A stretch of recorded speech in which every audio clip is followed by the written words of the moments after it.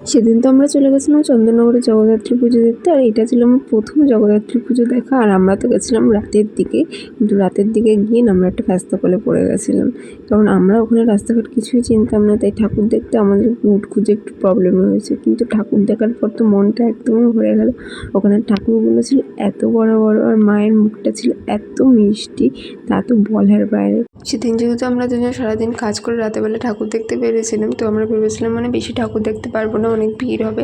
কিন্তু ওখানে প্যান্ডেলগুলোর একটা ভালো জিনিস হচ্ছে ওখানে লাইনই দিতে হয় না। তো আমরা তাই জন্য বেশ অনেক কটাই ঠাকুর দেখতে বেরিয়েছিলাম, কিন্তু আমি ক্লিপ বেশি নিতে পারিনি। আর এটা যে না ছিল বেসিক্যালি আমাদের ত্রিধারার প্যান্ডেলটা। তো ফেসবুক আর ইনস্টাগ্রাম খুললেই আমরা এখানে দেখতে পাচ্ছি যে সবাই বলছে চন্দননগর কলকাতার প্যান্ডেলের কপি করেছে। আরে ভাই, চন্দননগরকে পশ্চিমবঙ্গের বাইরে?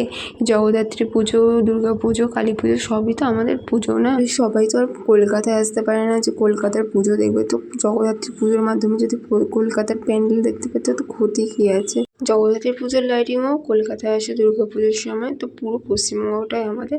এভাবে পুজো নিয়ে পশ্চিমবঙ্গটাকে ভাগাভাগি করো না, সবাই মিলেমিশে একে অপরের পাশে থাকো। তো আজকের মতো এতটাই, টাটা।